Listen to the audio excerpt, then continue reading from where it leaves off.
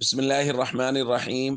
عن أبي هريرة رضي الله تعالى عنه قال قال رسول الله صلى الله تعالى عليه وسلم: رب صائم ليس له من صيامه إلا الجوع، ورب قائم ليس له من قيامه إلا السهر.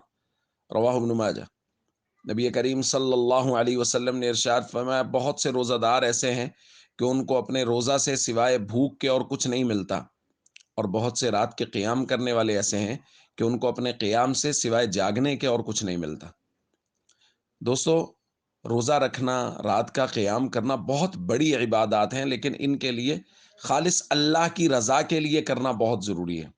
دکھلاوے کے لیے، ریاکاری کے لیے اگر یہ عمل کیا جائے گا تو سوائے روزے میں سوائے بھوک کے اور رات کے قیام میں سوائے جاگنے کے اور کچھ نہیں ملے گا۔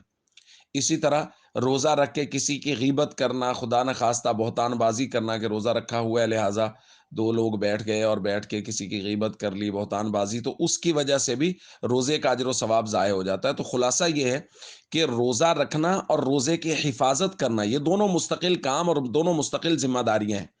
صرف روزہ رکھ لینا اور اس کے بعد پھر غیبتیں کر دی، بہتان باندھ دیے، کبیرہ گناہ کے مرتکب بھی ہو گئے، تو یہ ساری چیزیں اگر کرتا رہے گا تو پھر سوائے بھوک کے نبی پاک صلی اللہ علیہ وسلم فرما رہے کچھ نہیں ملتا۔